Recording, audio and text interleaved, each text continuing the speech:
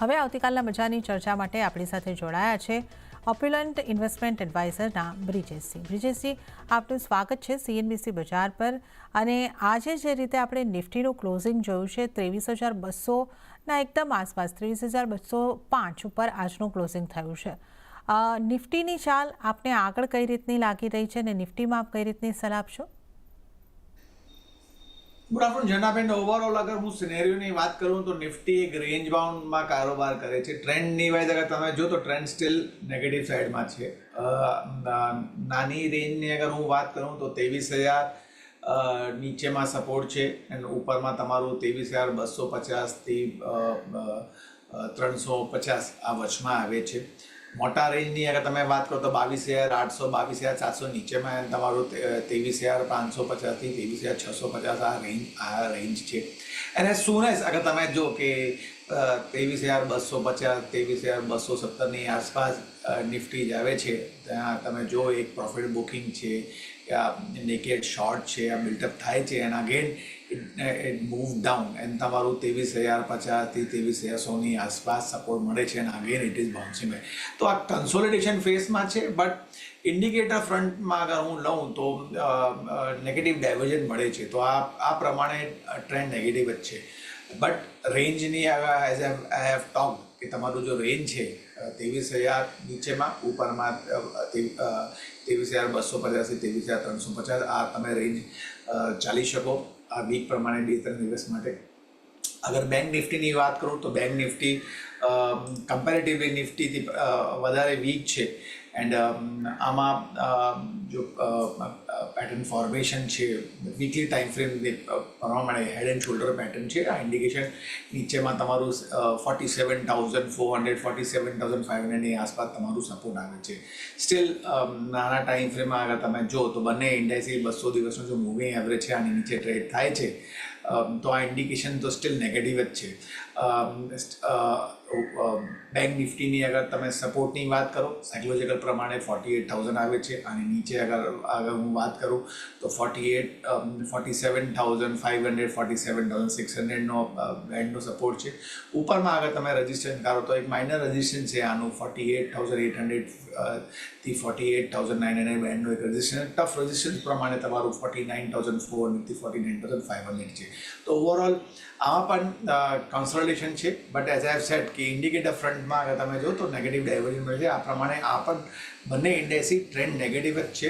તો શું કરવાનું આમાં બેસિકલી ટ્રેડર્સ માટે યા ઇન્વેસ્ટર માટે સલાહ છે કે સેન્સ ગ્લોબલ પિક્ચરનો યુએસનો જો હતું આ પણ ક્લિયર થઈ ગયો છે. ટ્રમ્પ સાહેબ again has become the president of US.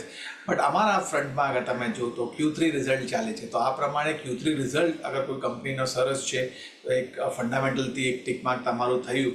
And technical ફ્રન્ટમાં તમારું રિસ્ક રિવોર્ડ રેશિયો અગર ફેવરેબલમાં આવે છે then the one can take a buy call rate with a strict stop loss as maintain whatever percentage wise they are be maintaining. તો તમે આ પ્રમાણે તમે play કરી શકો આ volatility in the market.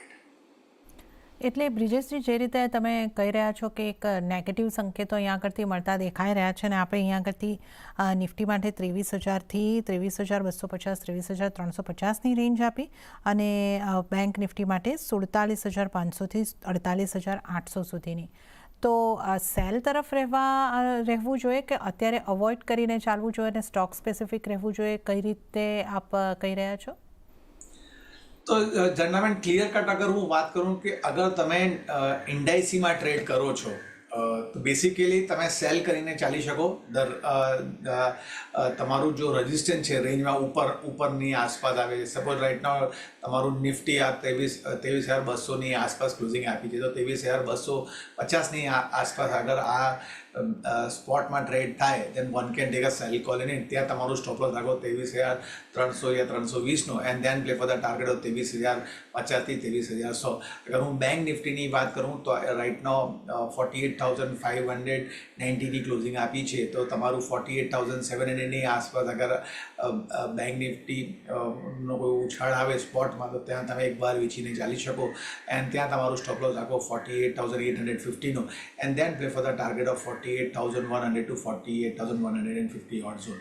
And as I have said કે તમારું અગર suppose if you are not been trading in the indices, તો સ્ટોક સ્પેસિફિક તમે રહી શકો. અને સ્ટોક સ્પેસિફિક ક્લિયર ઇન્ડિકેશન છે Q3નો રિઝલ્ટ ચાલે છે. અગર તમારું Q3નો કંપનીનો રિઝલ્ટ સરસ છે તો તમારું આ ફંડામેન્ટલ પ્રમાણે આ ટિક માર્ક થયું એન્ડ ટેકનિકલ પ્રમાણે તમારું રિસ્ક રિવોર્ડ રેશિયો અગર મેચિંગ થાય then one can take a buy call in it. But તમારું time frame should be ideally whatever the time frame you are playing just double that time frame. Suppose તમારું અગર time frame 1 મંથનો છે તો ideally you go for 2 month of time frame and with the low money management theory કે તમારું જો ideal money મેનેજમેન્ટનો છે x amount તો ત્યાં તમે હાફ કરીને ચાલી શકો.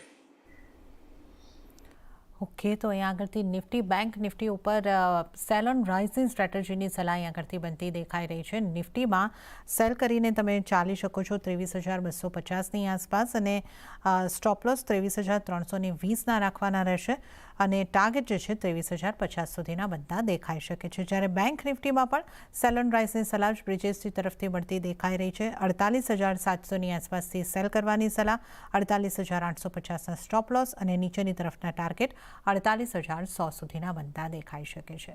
તો બ્રિજેસજીની નિફ્ટી બેંક નિફ્ટીની સ્ટ્રેટેજીની આપણે વાત કરી. અન્ય નિષ્ણાતોની નિફ્ટીની સ્ટ્રેટેજી ઉપર નજર કરી લઈએ તો મીરાઈ એસેટ શેરખાનના કુનાલ શાહની સ્ટ્રેટેજી પર નજર કરીએ તો એમણે નિફ્ટીને બાય કરવાની સલાહ આપી છે. ટાર્ગેટ તેઓ જોઈ રહ્યા છે 23,350થી 23,400ના અને સ્ટોપ લોસ 23,100નો રાખવાની સલાહ કુનાલ શાહ તરફથી. આગળ આપણે નજર કરી લઈએ આનંદ રાઠી શેર્સના જીગર પટેલની સ્ટ્રેટેજી પર. એમણે નિફ્ટી ફ્યુચરને બાય કરવાની સલાહ આપી છે 23,230થી લઈને 23,260ની આસપાસ. ટાર્ગેટ 23,535ના તેઓ જોઈ રહ્યા છે અને સ્ટોપ લોસ 23,100નો રાખવાની સલાહ અહીં આગળથી બનતી દેખાઈ રહી છે.